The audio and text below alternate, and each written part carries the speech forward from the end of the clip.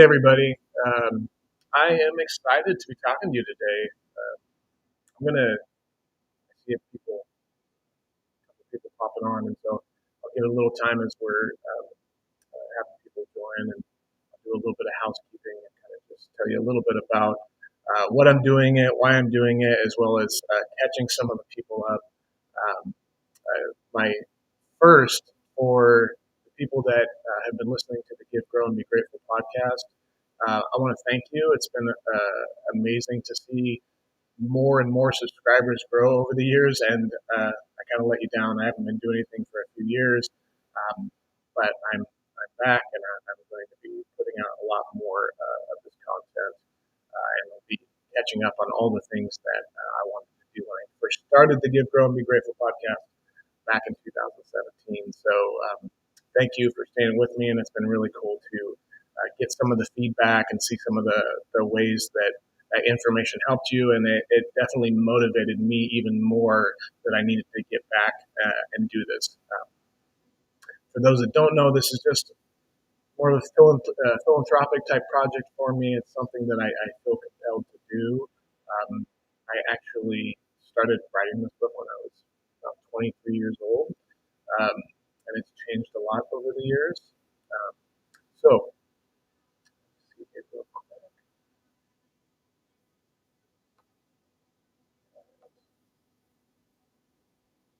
There will be, I believe, I'm going to basically take some time to kind of give you the overview, and there's going to be a little bit of time for Q&A once we are through the kind of general overview. But a couple housekeeping items I think that are just important to touch on. I'm not a psychologist, I'm not a doctor, I'm not a biologist. A lot of the things I'm going to be talking about, I learned and have consumed a lot of information and gone through my own path of growth, and just learning from all these different people. And I've really kind of voraciously consumed information around some of the topics I'm going to share with you. And my goal is to provide that content to you in a way that's a little more palatable, because honestly, a lot of the stuff I read from scientists and from biologists and psychologists is a little dry, and it's kind of hard to get through, honestly, and some of the writing. I am going to provide a ton of resources, though, as I not write, but as I record the book for the most part. For those that don't know, I started out recording this book by doing podcasts, and I just had my different sessions, and I would record it live. And my goal is to record the sessions and then have someone basically help me edit it at the end and be able to get it out there. But I also didn't want to wait until everything was quote unquote perfect in order to get that content out there to everybody. So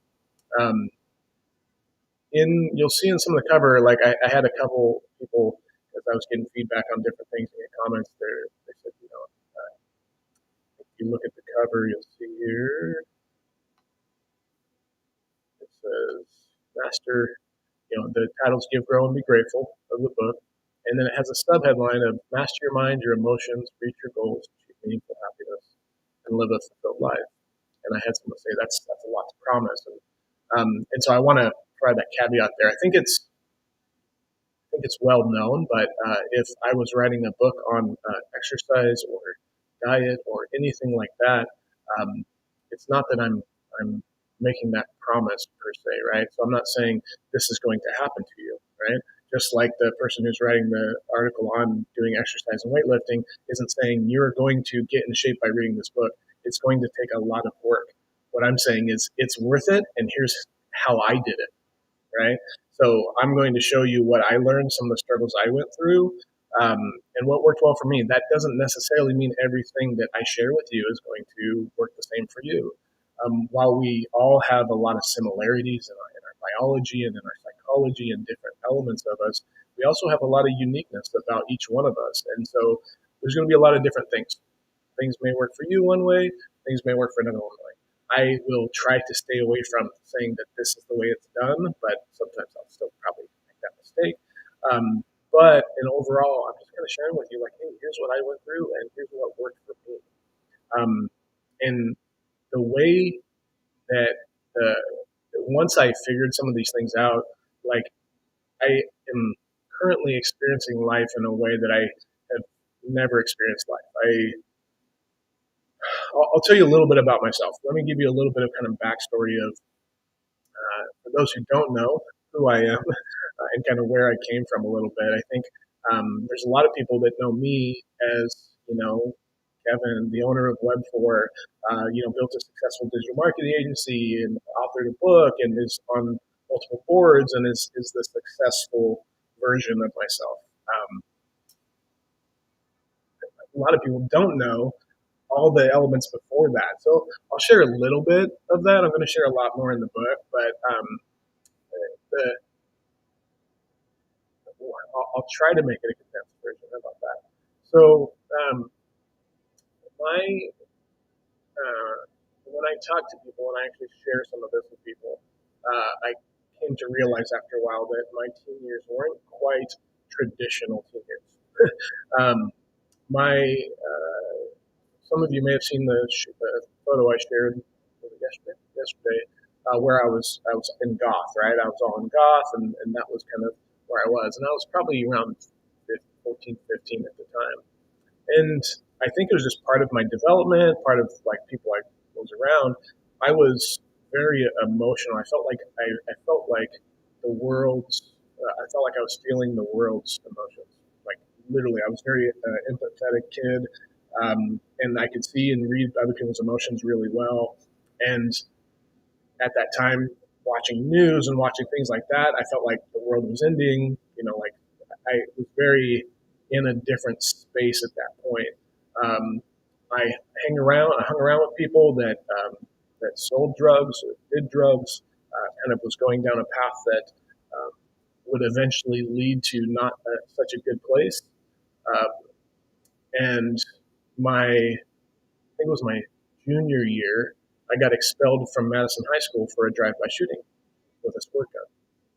Right, so I actually, yeah, you think about it now, and it's just plain stupid to think about what we did then. It wasn't quite as stupid; it was still stupid, but not quite as stupid as doing something like that now. But when I got expelled, I actually got sent to a vocational school. Vocational school is like they teach you a specific vocation, like auto mechanic or food preparation or things like that. And that was not a really good fit for me. None of that stuff was. I barely earned any credits for high school. And when I came into my senior year, I still needed 12 credits to graduate. So for those that don't know, I think it's like 24 credit system. Usually your senior year, you only need a few credits, like 3, maybe 4 credits. And you can go like half days sometimes, depending on if you did everything the way you're supposed to do. Not me. I needed 12 credits. So I was doing summer school. I was doing night school. I was doing outdoor school.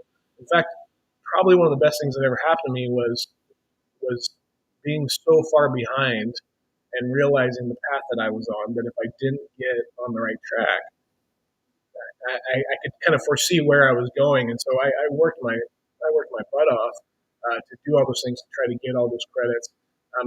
But it's not that easy, right? At the same time, I'm getting pulled back in other directions because I'm trying to stay away from going to parties with friends and doing all that stuff. But it seemed like wherever I was, things kept finding me. At a party, I literally am getting shot at, grabbing a gun before they about to shoot my friend, get hit over the head, crawl out on the floor, yeah. There's a in-depth story behind that that I will share at a later date. But and that was just in a friend's house with like 5 people when their mother was there. It wasn't like something like some big crazy party, though that happened before. And I ended up in a lot of positions where I was like, ended up a guy shooting a shotgun I had to tackle and do all this stuff. I mean, it was partially. It felt like it was coming to me, but it's partially like the energy and the things that I was doing was putting me in those positions, right? But at the time, it just felt like, hey, I'm trying to do good. I'm trying to head in this right direction, but everything keeps pulling me back in this direction. And the program I actually went into my senior year was a program called Focus, and everyone politely referred to us as the Focus Fuck Ups. Right? So that was it. Like we had this one little portion of the school, side of the school, where the the messed up kids went and studied there. Some of the best teachers I've ever met in my life. They're amazing. Um, that was another big impactful point because I actually started to enjoy learning a little bit. They were more respectful. Apparently had a problem with authority at the time. Um, but that was really big. And literally, I got to where we're getting close to graduation, and I had gotten 11 and 7/8 credits or something like that. You could get like eighths of a credit, and it was crazy. But I like was going to not graduate potentially, and one of the teachers actually basically hooked me up and said, "Hey, like I'm gonna get you that eighth credit, and you're gonna graduate." So I graduated. I actually was never planning on going to college. I didn't really think I would live past like 25, 30. I really didn't think I would live about that, but I was starting to get some direction and some hope at that point. And so I actually was able to get some student loans and do some like a small grant and some other things, and I was able to go to like a community college. And so I went to Mount Hood Community College where I was getting an Associate of Arts and started learning and studying there. Fast forward a little bit, I'm 23. I'm still living at home with my mom. I'm not feeling like a successful, not very driven um, person at that point. So I would say most of my friends looked at me and were like, "Hey, he's the positive one. He's always thinking and has different ideas." The problem was I had a lot of ideas, and I would work on those for a little bit, and then I would switch to the next thing, switch to the next thing. While I never got diagnosed with ADHD, I probably was. But as I learned more of the biological element, I also realized that I was what's called very dopaminergic, very sensory seeking. And dopamine is always not what's in front of you, it's what's over here. Right? So as I started to learn my own biology and how I could control that to some extent, I started realizing, oh, that's how I was. That's why I was more the way I was at that point. And so, not too long after that, I ended up having a child, and that was a very life changing event for me. I all of a sudden had to put on my big boy pants and get serious about life. And so I went like 180 degrees, the opposite direction, and really started to hustle. Right, my this trigger turned on in me that it was like you have to be a good provider. Right, you have to take care of your daughter and be a good provider and all that kind of stuff. And so there's a lot of stories there, and I'll share some of those. Like I got into sales. I was doing really well. I was growing. I ended up becoming the sales and marketing manager for a home improvement company, and I was making more money than most people I knew at that point. But I also had gained a lot of weight. I was 270 some pounds. I was traveling every other week, working 80 hours a week. Um, so definitely, at some point in there, actually, my stepmother gave me a book on aligning values with it's like a time management book, which at first I was like, what is this about? But it was about aligning your values and your time. And it was actually very impactful for me at the moment because I I realized that what I was doing was, in a lot of ways, had the right intentions as far as what I wanted to do and how and what I was trying to do. But at the same time, I was not doing it in a way that actually aligned with my values.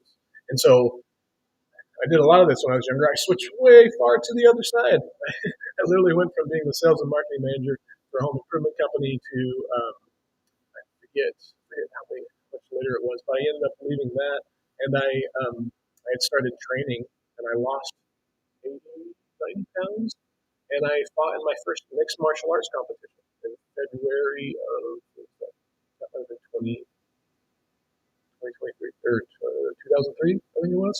So pardon the timeline, there might be some things there. But so I set a goal and said, hey, I want to get down to this weight, and I started training in mixed martial arts. I've done martial arts since I was young. And so I got in my first mixed martial arts tournament and fought in the battle in Seattle. So you can find all that. So I'll fast forward a little bit more from there. I had a number of series of events happen after that, from meeting my wife, having another child, having many life changes, leaving a company where I was again back to the point where I was making the most money I'd ever made in my life, but was not happy. I said I'd rather make half as much doing something I enjoy and having a positive impact than to continue being misaligned with my values. And so we kind of see a theme here is we're constantly kind of looking to find balance and realign in our lives and do all that kind of stuff. But I didn't really have a system for doing that, right? And I started Web4, the agency that I'm now, and I grew that to be a very successful agency. We won multiple awards for fastest growing, one of the fastest growing business, the best in business, best SEO agency. We won all these different awards and had all this different recognition and grew to be over $1 million company.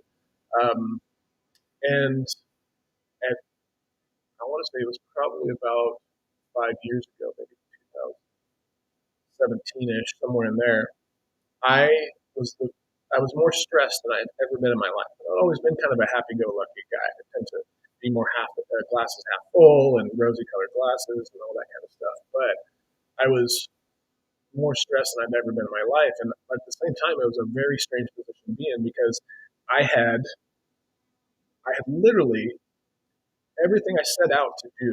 But when I was 23, I sat down and I wrote what's called the original title of the book was going to be called Futurography. It was the biography of my future. I wrote that biography, and I basically made that happen. So I'm living everything that I set out to do. So, I have a beautiful wife, children that I love. I have great friends, a company that are in a good financial position, and I'm still like more stressed than I've ever been. And I'm like, okay, there's something wrong here, right? If I'm literally achieved all my dreams, but I'm not feeling, there's got to be something else, right? So this book is that something else. So I'll walk you through basically what I discovered from that position on. I definitely I learned there's a lot of different things I learned, but I'll kind of walk you through the framework that I use. This is the framework I use for life. It's very simple. Actually, the first book I wrote was a marketing book it's called The Future Proof Your Marketing, and it was for companies to understand how to manage their current company from a strategic perspective, who they are and how to market effectively, and then also who they need to be in the future while keeping out lines for like what's coming in the future, right? So it was building that strategy now, but also managing the company that you're going to be in the future at that same point, and kind of balancing those two things. Funny enough, human psychology, organizational psychology, uh, you know, human messaging, marketing, meaning, identity, and company identity, and all those things have a lot of similarities.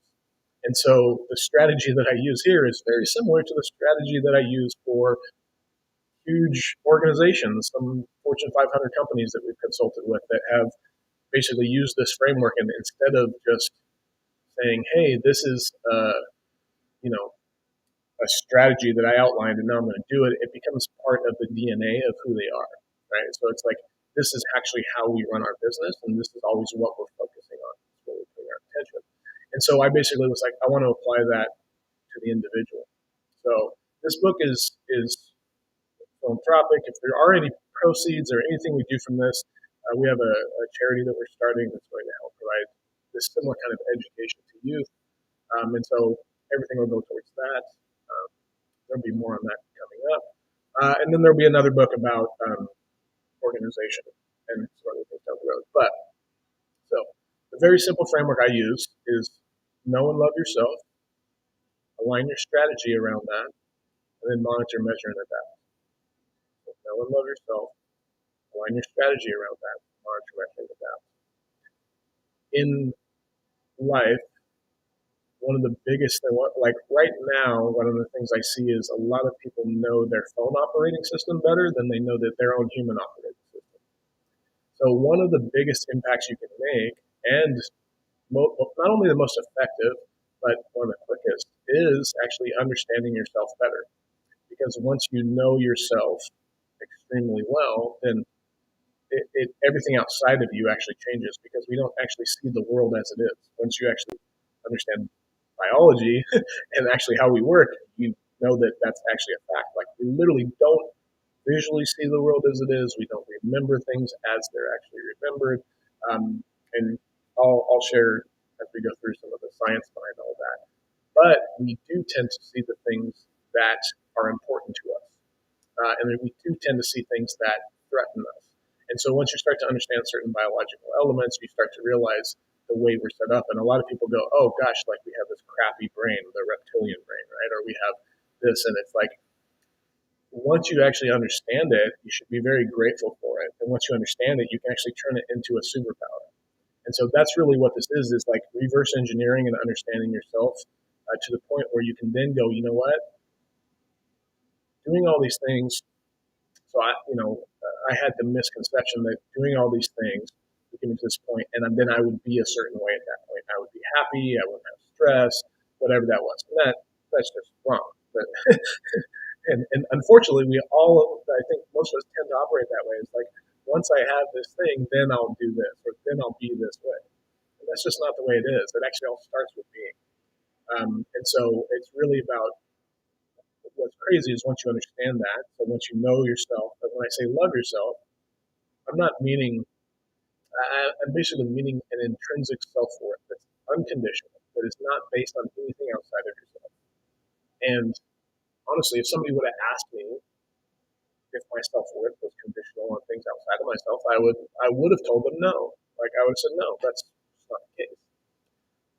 But this is part of the discovery process as you learn to like know yourself better, is understanding that we have subconscious elements that are actually underneath the surface we don't even realize that are controlling things. And I'll share that with you next. It's kind of the concept I use around that.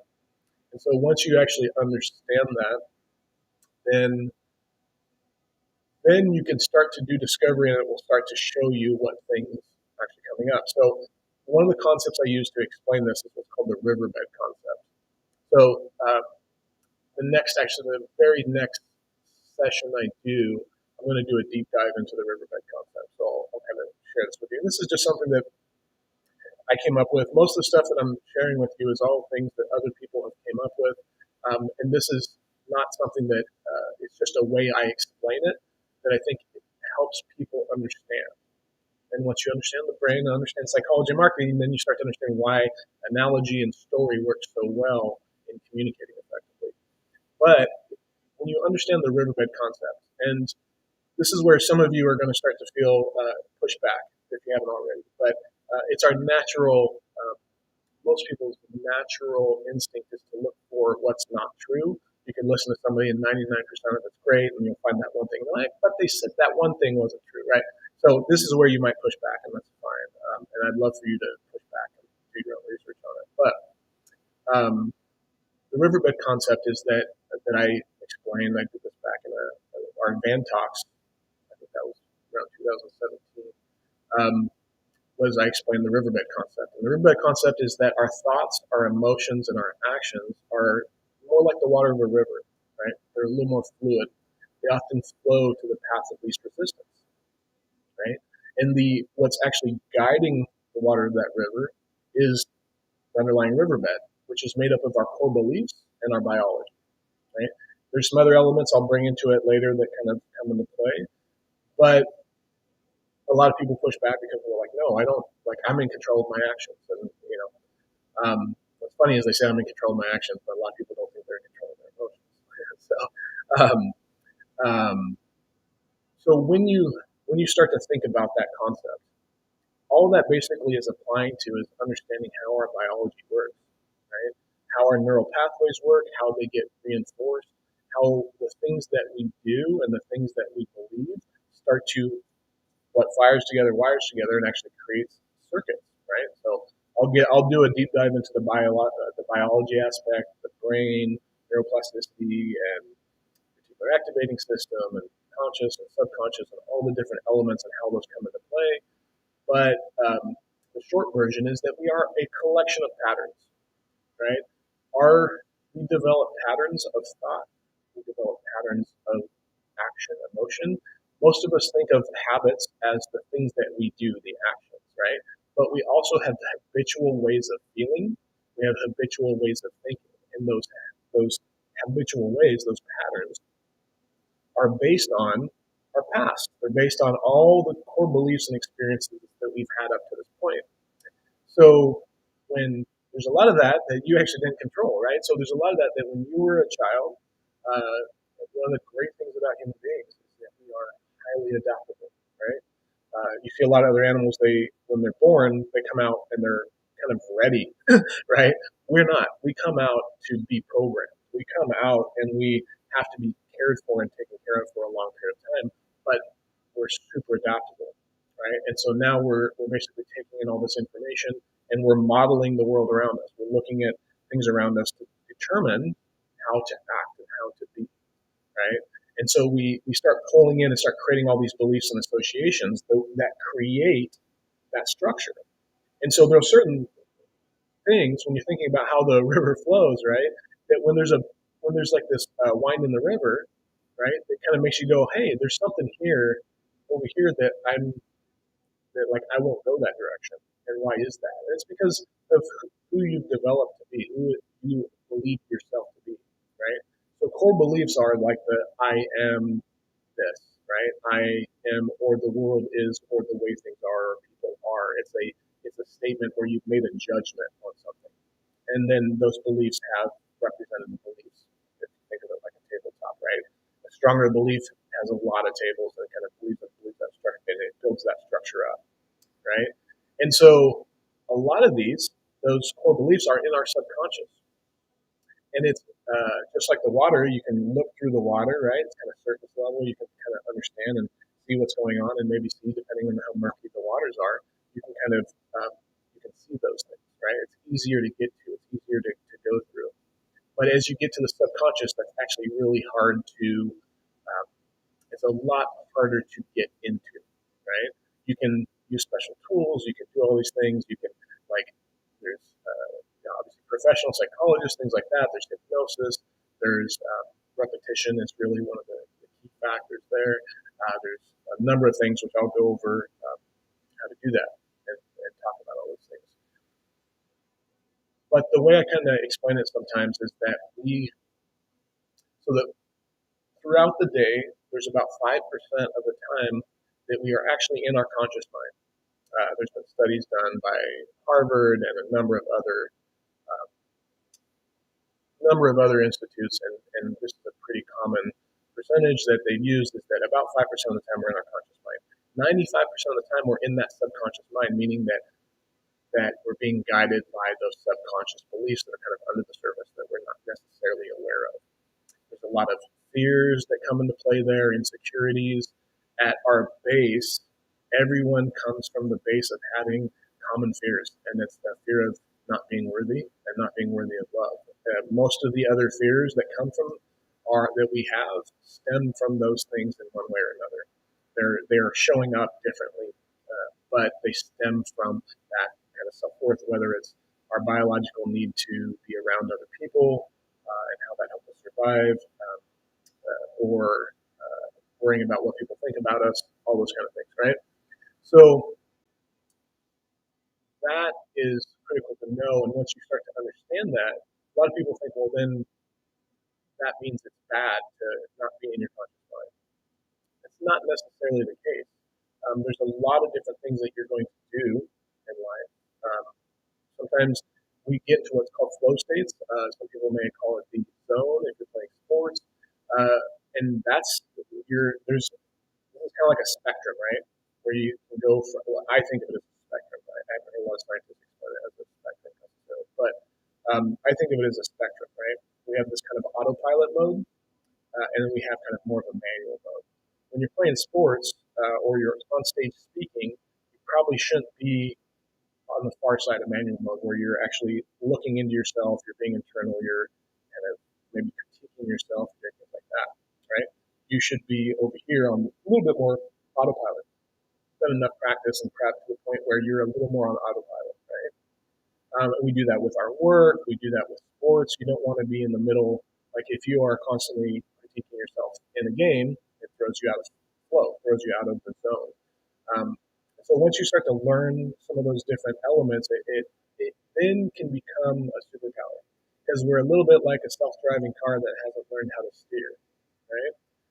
So once what the whole goal of this book is to help people realize if you can get very good understanding of yourself, if you can have that, I mean, this is the base place to start is just that self-worth that is unconditional of anything outside of yourself. Self-esteem and other things is different. We'll talk about that later, but if you just have that self-worth, unconditional of anything else, and you get very clear about your intentions, right? You understand what your values are, your vision, your purpose, right? And when I say purpose, I don't like that word. I'll talk about that more later. I mean the things that you do are purposeful for you, right? A lot of people get stuck in that I need to have this one true purpose, and that's not the case. You can do a lot of things that are purposeful, that are meaningful for you. We are meaning assigning machines, and once you realize that and realize how you've created meaning in the past and how that is serving you or not serving you, that is one of the keys. So once you figure out very clear on your intentions and you really understand yourself and how you work, your operating system, then you can steer. I'll go into this acronym later, STEAR, it's spelled wrong, your attention to align with your intention. And so basically those patterns that we're creating, right, those grooves that we're creating, the riverbed, we can actually start to go, you know what, we can create new patterns over here. We can basically block those old patterns. We can fill that in, and we can start creating a new pattern over here. That's a whole nother like in-depth, long-term thing, and I'll share some books too that go into a lot more detail on this. The way I'm trying to do this is not a traditional way of writing a book. Usually, it's like you focus on the one thing and you write a book about that. This is more like a choose your own adventure, and it has all the things. I want to basically show you where all the gold is buried, give you some gold nuggets in all those areas, and then you determine like, hey, I want to dive deeper down this area. I want to dive deeper down this area, and I can even follow that path. So you get clear about your intention, and then once you align your attention, right? Because the quality and the quantity of your attention and how well that's aligned with your vision, values, and purpose is going to determine how you experience life. It is the one of the things I want to touch on, and then I'll touch on the last part of that. Is we're talking a little bit starting to align the strategy, right, with your intentions. And I have a couple different methods I'll share, and we can talk about macro and micro, and basically like a 90-day period where you have 1 hour each month and you have 15 minutes a day. Um, that in and of itself, if anyone just does that, it was life changing for me, and I didn't really feel it the best. So if you can do that and do it really well, but as I've gotten better at it, I continue. What happens? So one of the concepts we'll talk about is the upward spiral. What continues to happen is a lot of times we put a lot of pressure on ourselves, but if we're just looking at getting a little bit better, we understand what all the ordinary things that we need to do every day, sometimes that we don't put a lot of importance on, but they're the things that have to happen every day in order for us to do that bigger thing. Once we get really good at focusing on those, we actually just on this upward spiral where you just get a little better all the time, and a little better all the time, a little better all the time. And then at some point you go, wow, like I'm to a point where I hoped I would be and dreamt I would be, and now I'm looking, going, do I just stop here, or do I want to keep trying to grow? And I think ultimately in our life we want to just keep growing and keep trying to get better and help other people. So that's where I'm at. I want to help people experience the day and feel the joy, the love, all the different things. I want to, like it took me forever to learn how to just like I had a very hard time just focusing. Very like everything that was right in front of me, I didn't want to do that. I'd go do something else, and then I'd get to do that thing, and it'd be like so. I definitely had some challenges there, but I've learned how to use. Once I had this understanding, I've learned how to actually get very focused because part of your attention, if you put your attention in a certain area, your energy is going to go there, right? And once you put your energy there, you're going to start to cultivate that and start to grow. Right? So you have the two sides of the coin. You have resentment over here. You have gratitude over here. And gratitude is like a cheat code for life. I'm going to do a whole thing on that. And once you understand how gratitude actually impacts you neurochemically, the feeling it does, how it rewires the brain, once you start understanding some of the different elements, like gratitude is literally a cheat code.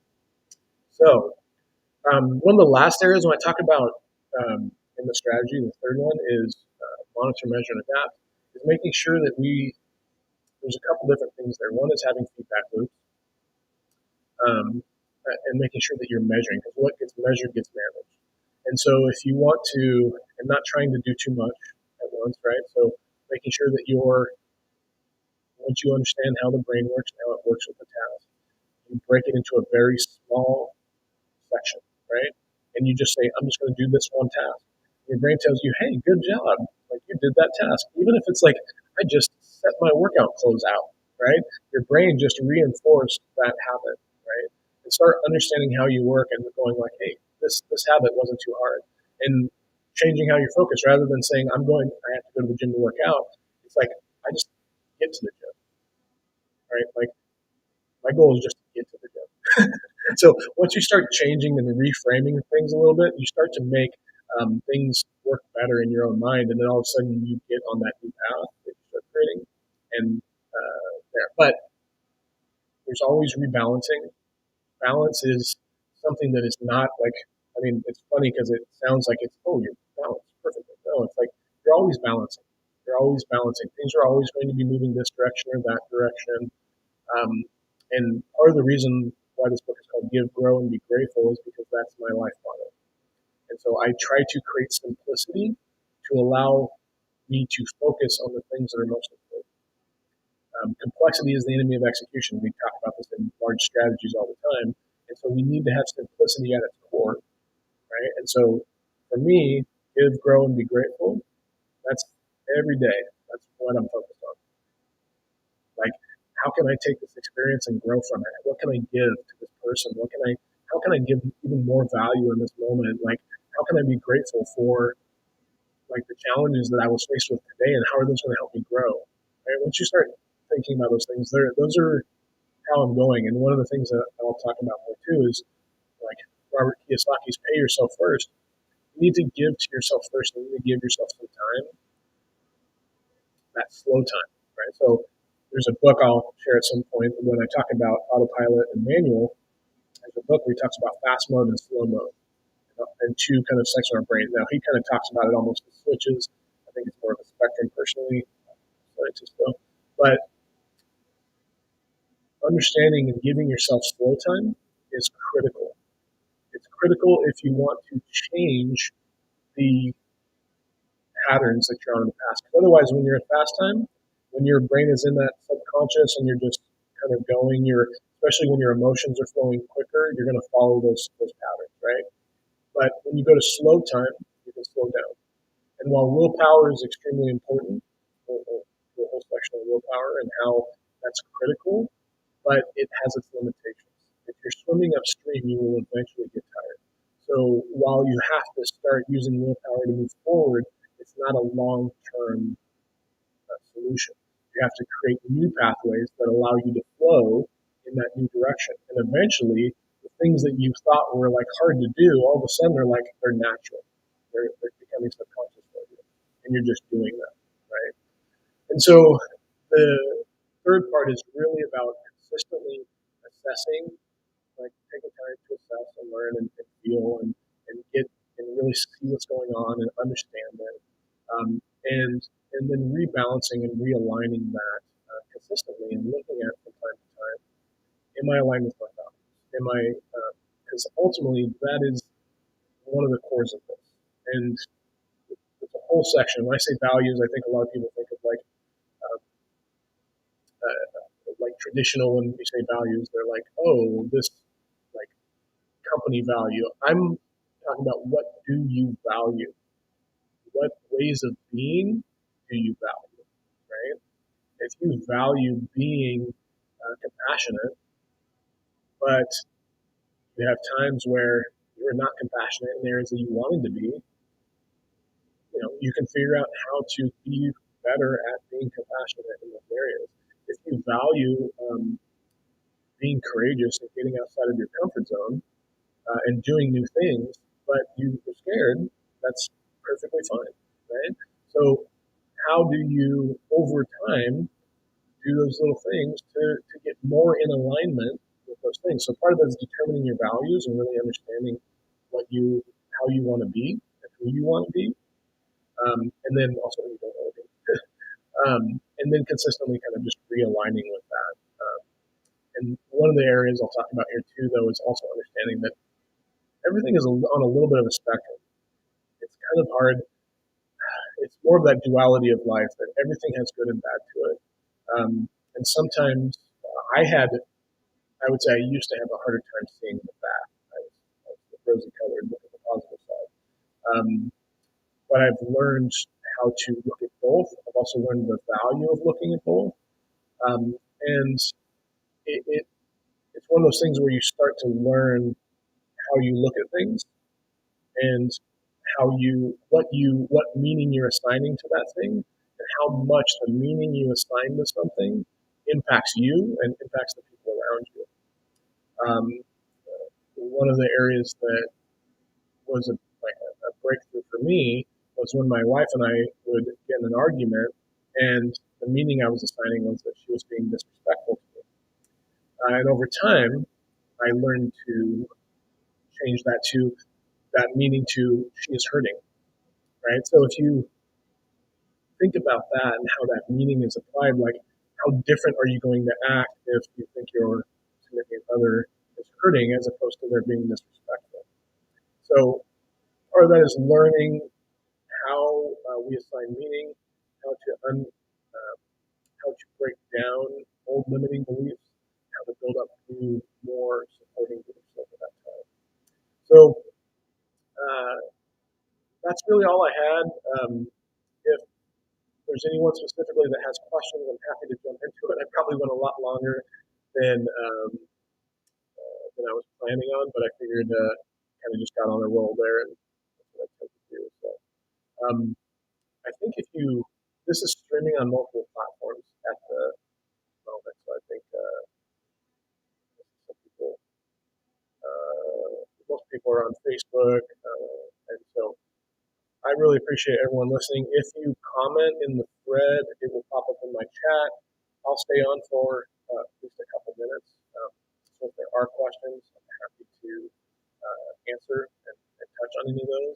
This is also is being recorded and will be on YouTube. I'm going to put this on the Give Grown Be Grateful podcast. And actually, speaking of which, if you want to subscribe, you can subscribe to the Give Grown Be Grateful podcast by going to kevingash.com/subscribe. And thank you. I appreciate everybody's comments. Yeah, you're welcome, Drew. Thanks, Jay. Jennifer. Love you all.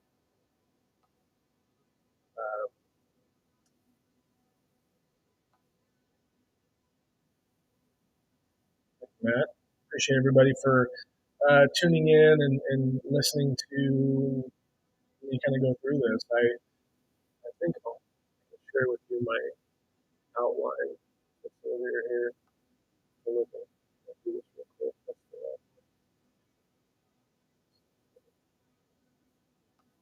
So, yeah. So this is the outline. I'm going to be going through these different topics.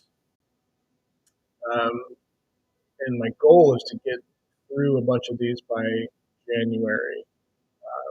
So we'll be going through all those. We'll finish up with the ripple effect, which people look for, know all about that. So part of the orientation. But with that, I think I'll wrap things up here. Again, thank you everybody for watching. I really appreciate it, and have a great day.